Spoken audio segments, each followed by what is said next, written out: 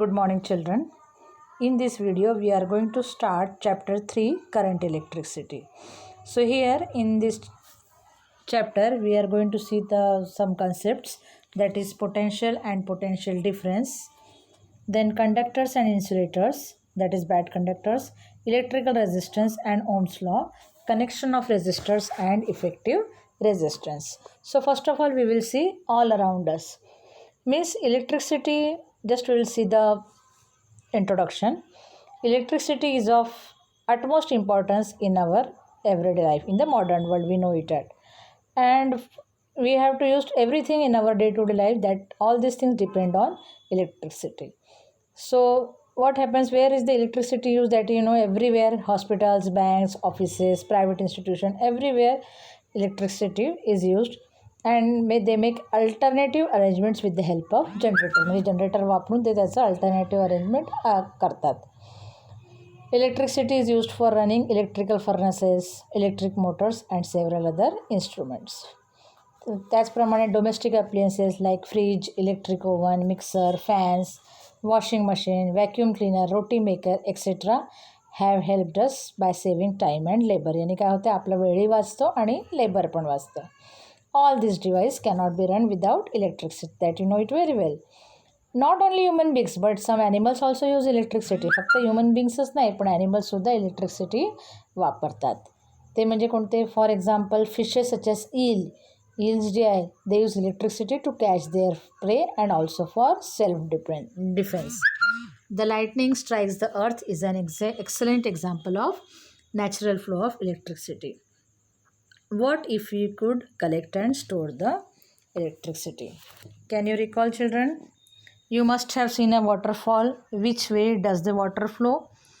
तुम्ही वॉटरफॉल बघितलं असेल तर कसं पडतं, तर पाणी वरून खाली पडतं.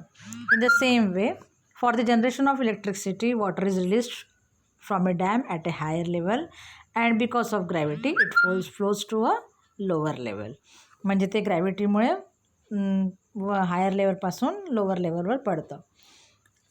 Thus, as we know, the direction of flow of water between 2 points depends on the level of 2 points. हे जे डायरेक्शन आहे फ्लो ऑफ वॉटर 2 पॉईंट्समध्ये, ते कशावर डिपेंड करते? त्यांच्या लेवलमधले.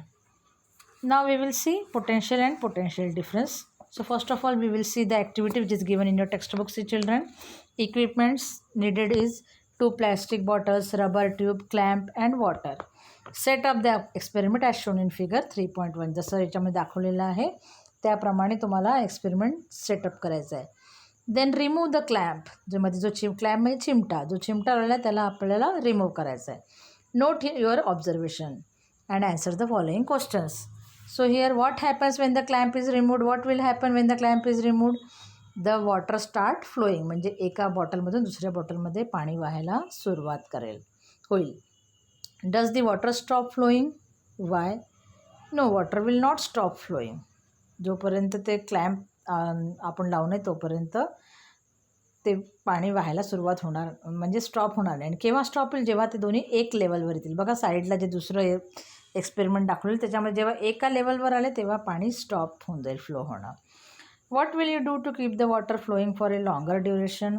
पुष्कळ वेळेपर्यंत पाणी वाहत राहिलं पाहिजे, याकरता तुम्ही काय कराल? Just like water, the flow of electric charge between 2 points depends on a kind of electric level at those points.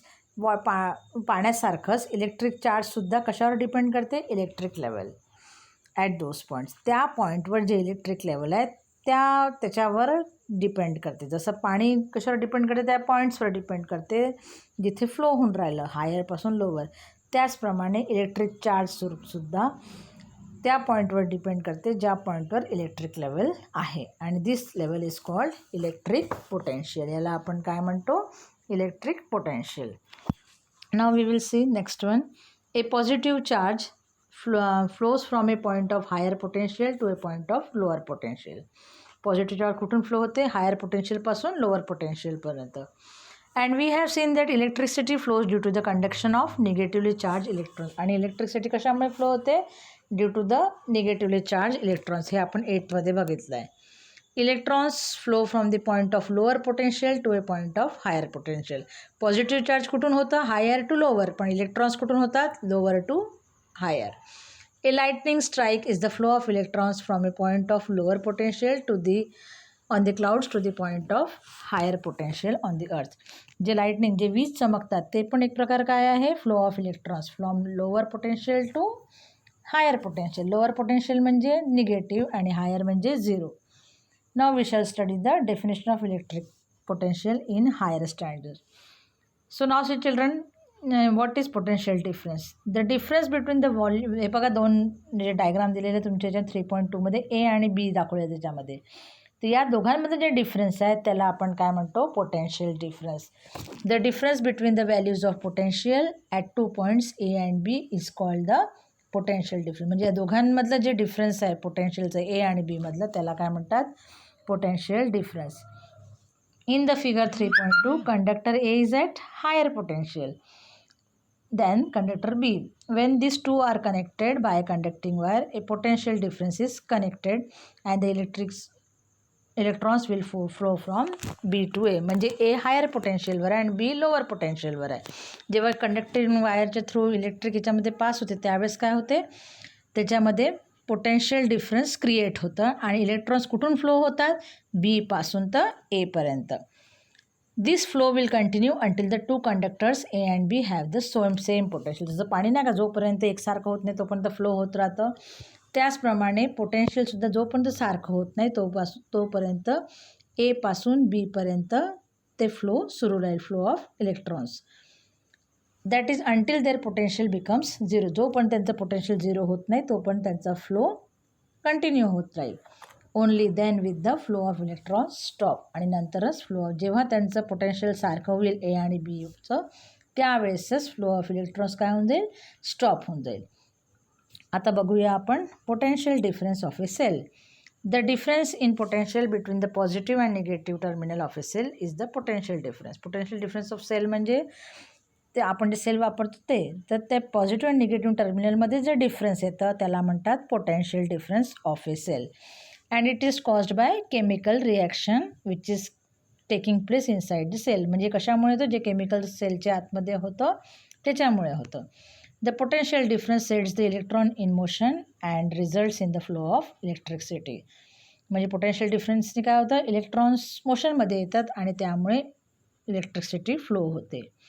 The amount of work done to carry a unit positive charge from a point A to point B is called electric potential difference between the 2 points. जे work done होते positive चार्जला ए पॉईंटपासून बी पॉईंटपर्यंत येण्याकरता त्याला म्हणतात electric potential difference between 2 points. So see children, the formula is given. Potential difference between 2 points is equal to work upon total charge transferred. So V is equal to WQ.